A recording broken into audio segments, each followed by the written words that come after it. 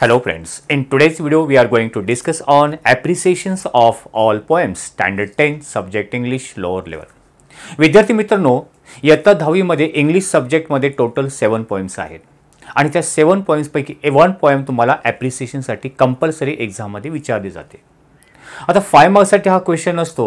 5 पैकी 1 किंवा 2 मार्क्स विद्यार्थ्याची लेस होतात किती विद्यार्थी हुशार असला तरी, कारण त्याच्यामध्ये एक पॉइंट असा असतो 5 पॉइंट्स पैकी एक पॉइंट असा असतो सेंट्रल आयडिया किंवा थीम ऑफ द त्या पोएमची लिहायची असते आणि तिथे मात्र आपले मराठी मीडियमचे विद्यार्थी ती थीम पूर्ण 2 आउट ऑफ 2 मार्क्स ते मिळत नाहीत. हा व्हिडिओ जर तुम्ही बघितलात तर तुम्हाला ते 2 मार्क्स देखील जाणार नाहीत, कारण या व्हिडिओमध्ये आपण ते थीम अतिशय इझी लँग्वेजमध्ये दिलेली आहे. तर हा व्हिडिओ स्टार्ट टू एंड पर्यंत बघायला विसरू नका. सर्व पोएमचे आपण ॲप्रिसिएशन इथे डिस्कस केले आहेत. Let's go. First poem is that is a teenager's prayer. ठीक आहे. एक्झाममध्ये क्वेश्चन कसा येतो की तुम्हाला एक पूर्ण कविता दिलेली असेल, name of the poem also given there and लास्टला कवीचं नाव देखील दिलेलं असेल आणि त्याच्यावरती तुम्हाला 5 पॉईंट्स दिलेले असतात. 5 पॉईंट्स तुम्हाला कंप्लीट करायचे असतात आणि ते 5 पॉईंट्स कोणते? टायटल ऑफ द पोएम किंवा name of the poem, then name of the poet, next point that is rhyme scheme, figure of speech and central idea. Title of the poem half marks साठी असतो, name of the poet half marks साठी असतो, total 1 mark आणि rhyme scheme आणि figure of speech 1 marks साठी आणि central idea किंवा theme जो पॉईंट आहे तिथे तुम्हाला 2 मार्क्स आहेत. असे टोटल 5 मार्क्स हे पॉईंट फक्त दिलेले असतात. आता पण या पोएमचे काय तुम्हाला रीडिंग करण्याची गरज नाही. तुम्ही हे ॲप्रिसिएशन जे आहे तुम्ही बाहेर करू शकता. फक्त त्याच्यामधली सेंट्रल आयडिया तुम्ही लक्षात ठेवा. 5 मार्क्स तुम्हाला सहजपणे मिळेल. इथे बघा name of the poem is given दिलेलं असतो, ते सहजपणे आपल्याला इथे काय करायचं आहे, टायटल ऑफ द पोएम आहे तसं लिहायचं आणि पुढे लिहू शकता the title of the poem is a teenager's prayer बस, किंवा फक्त अ टीनेजर्स प्रेयर लिहिलं तरी चालेल. नेक्स्ट पॉईंट आहे तसं बघून लिहिला. हाफ मार्क्स तुम्हाला ऑलरेडी एक्झाममध्ये दिलेलंच आहे, म्हणजे क्वेश्चन पेपरमध्ये आलेलंच आहे आपण म्हणू शकतो. The name of the poet, कवीचं नाव दिलेलं असतं, तिथे काही नाही बघायचं आणि आहे तसंच लिहायचं. The poet's name is J Morse, 1 mark तुम्हाला मिळाला. Then rhyme scheme. आता तुमच्या टोटल जे 7 पोएम्स आहेत त्यापैकी 2 पोएम्स अशा आहेत, एक म्हणजे बास्केट फुल ऑफ मूनलाईट आणि यू स्टार्ट डाईंग स्लोली. या 2 पोएममध्ये राईम स्कीम नाही आहे, तेव्हा तिथे काय लिहायचे? बाकी इतर पोएममध्ये राईम स्कीम आहे. तर ते राईम स्कीम कशा प्रकारे काढला होतो याच्यावरती मी सेपरेट व्हिडिओ बनवले, ते तुम्ही बघू शकता. तरी पण बघा या पोएममध्ये राईम स्कीम आहे ABCB. ABCB कशा प्रकारे काढलेला आहे? जर फर्स्ट स्टांजा आपण घेतला, बिगिनिंग शेवटचा वर्ड काय आहे, वर्ड बिगिनिंग, तर आपण A दिला. मेक, बिगिनिंग आणि मेक रायमिंग जुळत नाहीये तर हा वेगळा साऊंड होतो, त्याला आपण B दिला. बिगिनिंग्स मेक चूज हा पण वेगळा आहे, याला आपण C दिला. मेक टेक हा सेम होतो आणि याला आपण बी देऊ शकतो, कारण मेक आणि टेक याचा सेम साऊंड आहे. तर काय होईल rhyme scheme? Beginnings make choose ABCB. तर राईम स्कीम याचा काय झाला? ABCB. ठीक आहे. नेक्स्ट जो पॉईंट आहे फिगर ऑफ स्पीच, अलिट्रेशन. 7 पोएम्समध्ये टोटल पोएम्समध्ये अलिट्रेशन हा कॉमन फिगर ऑफ स्पीच आहे, तुम्हाला एकच लिहायचं असतो. इतर जरी असं तुम्ही अलिट्रेशन लिहून ठेवा, तुम्हाला सहजपणे 1 मार्क मिळेल. अलिट्रेशन. आता तिथे एक्सप्लेनेशन दिलं असेल, लिहिण्याची गरज नाही आहे. इच डे ब्रिंग्स न्यू बिगिनिंग्स, कारण याच्यामध्ये जो वर्ड बी आहे, ब्रिंगचा बी आणि बिगिनिंगचा बी हा परत रिपीट झाला, साऊंड रिपीट झालेला आहे किंवा लेटर रिपीट झाला म्हणून ते अलिट्रेशन आहे. पण हे एक्सप्लेनेशन देण्याची गरज नाही, तुम्ही फक्त एवढा शब्द जरी लिहिला अलिट्रेशन तरी 1 मार्क तुम्हाला मिळेल. ठीक आहे. नेक्स्ट पॉईंट जो आहे तो थीम किंवा सेंट्रल आयडिया. इथे मात्र तुमचे मार्क्स जातात. तुम्ही या प्रकारे थीम या पोएमची लिहू शकता. In this poem the speaker a teenager shares their wish to live their teenage years wisely. They talk about the confusion they feel when trying to make the right choice. The teenager prays to God for help and guidance to make good decisions that will bring happiness and success in life. या प्रकारे simple लाईन्समध्ये तुम्ही एक त्याचे central idea लिहू शकता. आता next poem बघूया, ती म्हणजे 1.3 तुम्हाला बास्केट फुल ऑफ मूनलाईट आहे. पूर्ण कविता दिलेली असेल, इथे ती एक्सप्लेन करत नाही आहे. पोएटचं नाव दिलं आहे Sunil Sharma, translated by Dogri language. Title of the poem that is the title of the poem is basket full of moonlight. Then name of the poet Sunil Sharma. Rhyme scheme मी जर म्हटल्याप्रमाणे याच्यामध्ये राईम स्कीम नाही आहे, तिथे आपण म्हणू शकतो फ्री वर्स किंवा there is no rhyme scheme असंही लिहू शकता. फ्री वर्स लिहा किंवा there is no rhyme scheme. Figure of speech apostrophe आहे. Moon give me moonlight, एक तुम्हाला एक ॲबस्ट्रॅक्ट पर्सन, ॲबस्ट्रॅक्टशी बोललेला याच्यामध्ये दाखवलेलं आहे. पण किंवा ते अलिट्रेशन पण ते तुम्ही लिहू शकता. मी आता सांगितल्याप्रमाणे अलिट्रेशन पण याच्यामध्ये आहे, ॲपोस्ट्रॉफी आणि alliteration. Theme or central idea ती म्हणजे the poem is about a child strong wish. एका लहान मुलाची अतिशय तीव्र इच्छा याच्यामध्ये दाखवलेली आहे. To be with his father, वडिलांबरोबर राहण्याची त्याची इच्छा आहे. It also talks about the problems in rural areas. ग्रामीण भागामध्ये जे प्रॉब्लेम्स आहेत त्याच्याबद्दल याच्यामध्ये बोललेलं आहे. Like lack of electricity, lack of म्हणजे कमतरता असणे, इलेक्ट्रिसिटी, प्रॉपर रोड्स नसणे, अँड ट्रान्सपोर्टेशन.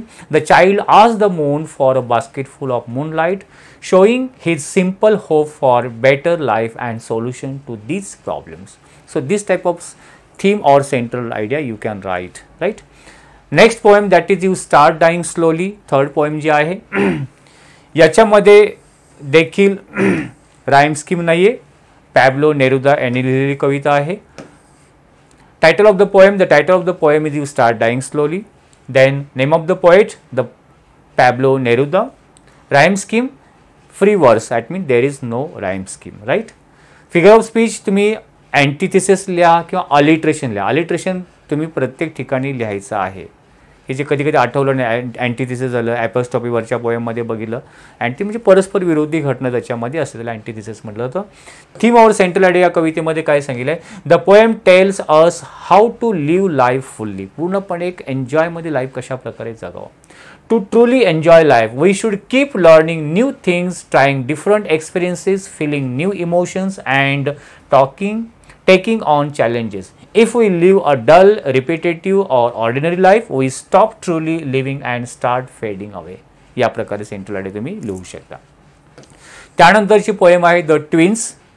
ठीक आहे, जुळ्या भावंडावरती कविता आहे. खूप ह्युमरस पोएम आहे आणि this poem is written by Henry Sambrook Leigh यांनी लिहिलेली पोएम. आता आपण त्याचे 5 पॉईंट्स आपण एक्सप्लेनेशन बघूया. The title of the poem is the twins. The name of the poet is Henry Sambrook Leigh. 1 mark तो तुम्हाला मिळाला. राइम स्कीम याच्यामध्ये ए बी फर्स्ट स्टांजामध्ये, नेक्स्ट स्टांजामध्ये सी डी. फर्स्ट स्टांजाचं जरी तुम्ही राइम स्कीम लिहिलं तरी चालेल. ठीक आहे. फिगर ऑफ स्पीच अलिट्रेशन सांगितल्याप्रमाणे in form and feature, face and limb याच्यामध्ये फॉर्मचा एफ, फीचरचा एफ, फेसचा एफ साऊंड इथे किंवा लेटर इथे रिपीट झालेला आहे, साऊंड रिपीट झालेला आहे म्हणून अलिट्रेशन आहे. थीम और सेंट्रल आयडिया बघूया आपण. The poem is about 2 identical twins. Identical twins म्हणजे सेम टू सेम दिसणाऱ्या जुळ्या भावंडावरती ही कविता आहे. And the funny mix up they create. It talks about how the speaker and his brother look exactly the same, which leads to many funny situations where people confuse one for the other. Next point that is 3.1 if नावाची poem आहे.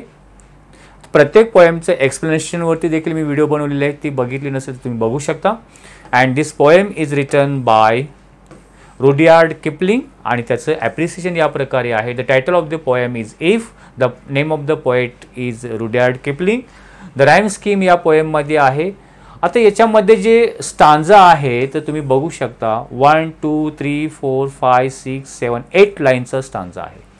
U A आपण देऊ शकतो. परत you आहे, 2 आहे, म्हणजे पहिल्या 4 लाईन्समध्ये सेम साऊंड आहे, म्हणजे पहिल्या 4 लाईन्समध्ये ए येईल. त्यानंतर नेक्स्ट आहे वेटिंग्स, याला बी देऊ शकतो. लाईज याला सी देऊ शकतो. वेटिंग आणि हेटिंग सेम, याला बी येईल आणि परत वाईज याला सी. सो या प्रकारे याच्यामध्ये जे आहे A for fourth line, B C हे फर्स्ट स्टांजाचा. सेकंड स्टांजा तुम्ही अशा प्रकारे वेगळा काढू शकतो. ठीक आहे, एक स्टांजाचा काढला तरी चालेल. द फिगर ऑफ स्पीच अँटिथिसिस आहे. परस्पर विरोधी घटना याच्यामध्ये शो केलेल्या आहेत की अपोजिट वर्ड दाखवलेले आहेत. ठीक आहे, पण अलिट्रेशन पण याच्यामध्ये तुम्ही इन्क्लूड करा. The theme or central idea of the poem. The poem is about father giving his son advice on how to behave in different situations, right? He tells his son what to do and what not to do to success in life and how to handle failure to become a good person. या प्रकारे central idea तुम्ही लिहू शकता. Next poem that is stopping woods by showing evening, right? This poem is written by Robert Frost and the title of the poem is आता सांगितल्याप्रमाणे stopping by woods on a snowy evening. Name of the poet is Robert Frost and rhyme scheme याच्यामध्ये ए A B A first 4 लाईन्समध्ये, second 4 लाईनमध्ये बी B C B बनू शकतो, second नेक्स्टमध्ये C C D C या अर्थाने. Figure of speech alliteration सांगितल्याप्रमाणे the woods are lovely dark and deep, dark and deep, D इथे repeat sound झालेला आहे, the sound D is repeated. हे एक्सप्लेनेशन लिहिण्याची गरज नाही किंवा लाईन लिहिण्याची गरज नाही, फक्त अलिट्रेशन लिहिलं तरी चालेल. थीम और सेंट्रल आयडिया काय याच्यामध्ये, the poem talks about a small event, event म्हणजे घटना, on a winter evening. The speaker loves the beauty of the woods, woods means forest, but remembers his responsibilities and moves on, आणि पुढे जो जातो. The poet wants to say that life has both happiness and challenges.